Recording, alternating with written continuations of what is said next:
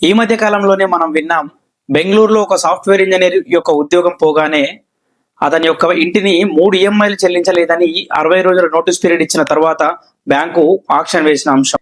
ఈ విషయాన్ని home loan తీసుకొని ఇల్లు కొనుక్కునే వాళ్ళు, ఇల్లు కట్టుకునే వాళ్ళు, లేదా ఆస్తులను మార్టిగేజ్లుగా పెట్టి మార్టిగేజ్ లోన్ తీసుకునే వాళ్ళు ఖచ్చితంగా ఈ ఇన్ఫర్మేషన్ తెలుసుకోవాల్సిన అవసరం ఉంది. ఎందుకంటే ఒక ఎంఎన్సి కంపెనీలో జాబ్ చేసే ఒక సాఫ్ట్వేర్ ఇంజనీర్ కు సడన్ గా లే ఆఫ్ వల్ల అతని ఆర్థిక పరిస్థితి ఇబ్బందికరంగా మారింది.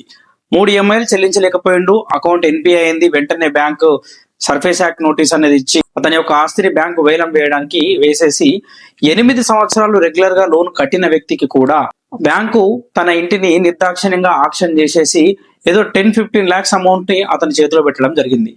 మీరు ఒకసారి చాలా జాగ్రత్తగా ఆలోచించండి. 25 నుంచి 30 సంవత్సరాల లోన్ టెన్యూర్ ఉండే ఒక హోమ్ లోన్ విషయంలో 3 నెలలు ఈఎంఐ చెల్లించలేని పరిస్థితి ఏ మనిషికి రాదా?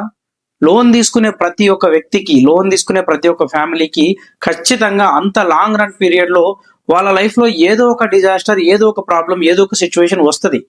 మరి అలాంటి సిచ్యువేషన్ వచ్చినప్పుడు బ్యాంకులు ఎటువంటి పద్ధతులను అవలంబిస్తే మరి ఎంత నష్టం జరుగుతుంది?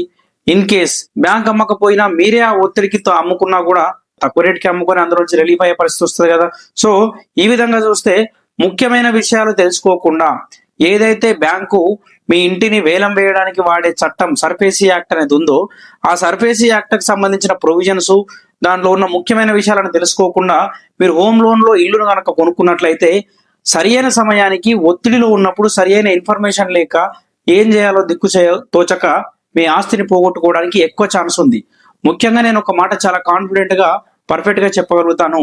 కొన్ని బ్యాంకులలో పనిచేసే కొందరు బ్యాంకు సిబ్బంది, బ్యాంకు అధికారులు ఈ సర్ఫేసీ యాక్ట్ ను మిస్యూజ్ చేస్తూ ఒక ఆక్షన్ మాఫియాగా మారుతున్నారు. ఒక మాటలో చెప్పాలంటే ఒక అకౌంట్ ఎన్పిఐ అయిందంటే చాలు ఆ వ్యక్తి యొక్క ఆస్తిని, ఆ కుటుంబం యొక్క ఆస్తిని చట్టంలోని కొన్ని ప్రొవిజన్స్ ను మిస్యూజ్ చేసి ఆ ఆస్తిని లేదంటే రియల్ ఎస్టేట్ వాళ్ళతో కుమ్మక్కై సిండికేట్ గా ఆస్తులు వాళ్ళకి అమ్మడము, అది వాళ్ళకి ఆక్షన్ జరిగిపోయిందని తక్కువ ప్రైజ్ కి అమ్మేసినామని చెప్పుకుంటూ ఒక కుటుంబాన్ని అర్ధాంతరంగా నడి రోడ్డుకు లాగే భయంకరమైన ప్రయత్నాలు బ్యాంకులో జరుగుతున్నాయి.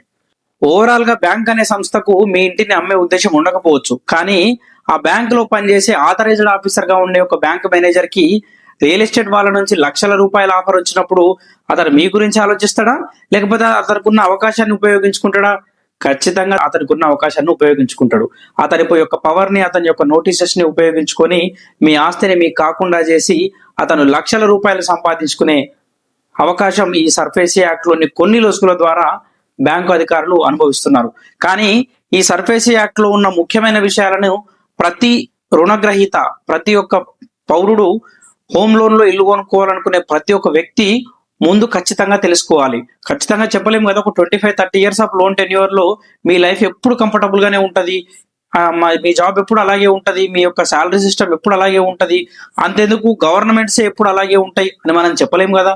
ఎన్నో సందర్భాల్లో ఎన్నో సమస్యలు రావడానికి ఆస్కారం ఉంటది కదా. ఈ లోన్ రికవరీ కోసం ఉపయోగిస్తున్న సర్ఫేసీ యాక్ట్ గురించి హోమ్ లోన్ తీసుకునే వాళ్ళు ముందే తెలుసుకొని అందులో ఉన్న మీకున్న రైట్స్ ఏవైతే ఉంటాయో, మీ యొక్క పరిస్థితి బాగాలేనప్పుడు లోన్ చెల్లించలేకపోయినా కూడా బ్యాంకు వాళ్ళను ఏ ఒక్క ప్రొవిజన్స్ ఉపయోగించి అడ్డుకోవచ్చో, వాళ్ళు మీ ఆస్తిని కానీ మీ ఆర్థిక పరిస్థితులను కానీ పూర్తిగా ప్రభావితం చేయకుండా ముందే మిమ్మల్ని మీరు ఏ విధంగా రక్షించుకోవచ్చో ఖచ్చితంగా తెలుసుకున్న తర్వాత మాత్రమే మీరు హోమ్ లోన్కు వెళ్ళండి.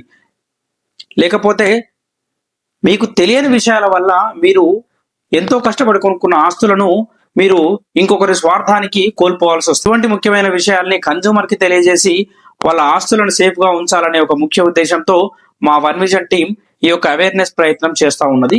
దీనికోసం మీరందరూ సపోర్ట్ చేసినప్పుడు మాత్రమే మేము ఎక్కువ కంటెంట్ ను చాలా డీటెయిల్ గా సమాజంలో ప్రతి ఒక్కరికి చెప్పే ప్రయత్నం చేస్తాం. కాబట్టి మాకు మా యొక్క వన్ విజన్ ఛానల్ కి మీరు లైక్ చేసి, షేర్ చేసి, సబ్స్క్రైబ్ చేయండి. అలాగే మీ వాట్సాప్ స్టేటస్లుగా మా యొక్క వీడియోలని పెట్టుకోండి. Thank you.